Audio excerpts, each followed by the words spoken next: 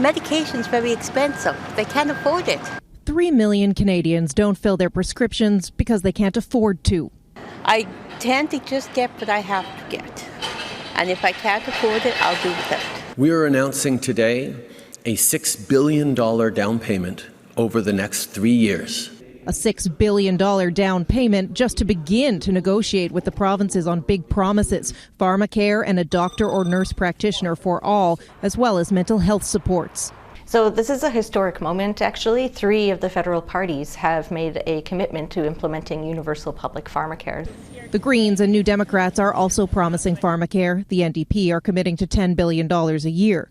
No question healthcare is top of mind for voters, but it's also under provincial jurisdiction. The feds need buy-in from provinces to roll anything out. There is a great desire to build a drug delivery program which is based on need and not ability to pay.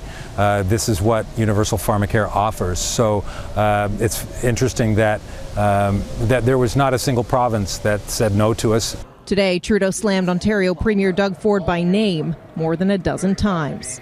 So the question becomes for Canadians, who do you want negotiating with Doug Ford when it comes to your health?